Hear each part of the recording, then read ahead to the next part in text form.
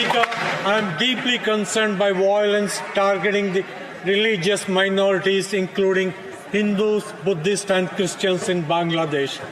Every time there's instability in Bangladesh, religious minorities, particularly Hindus, face the brunt.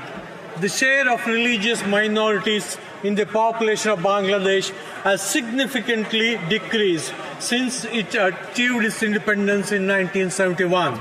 From 23.1%, including about 20% Hindus, it has now come down to just 9.6%, including about 8.5% Hindus.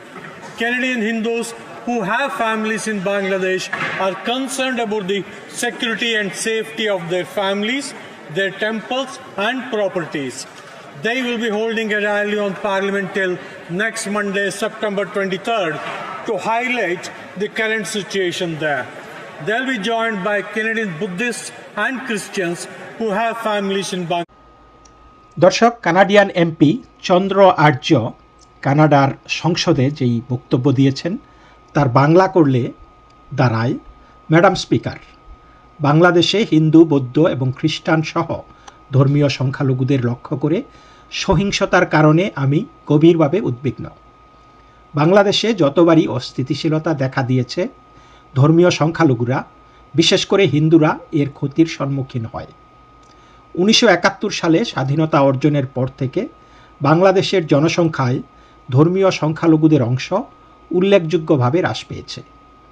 প্রায় 20%, অর্থাৎ হিন্দু সহ 23.1% থেকে এখন প্রায় 8.5%, অর্থাৎ হিন্দু সহ প্রায় 9.6% নেমে এসেছে সংখ্যালঘুদের সংখ্যা। কানাডিয়ান হিন্দুরা যাদের বাংলাদেশে পরিবার আছে, তারা তাদের পরিবার, তাদের মন্দির ও সম্পত্তির নিরাপত্তা ও সুরক্ষা নিয়ে উদ্বিগ্ন। সেখানকার বর্তমান পরিস্থিতি তুলে ধরতে আগামী 23শে সেপ্টেম্বর সোমবার পার্লামেন্ট হিলের সামনে বিক্ষোভ সমাবেশ করবেন তারা।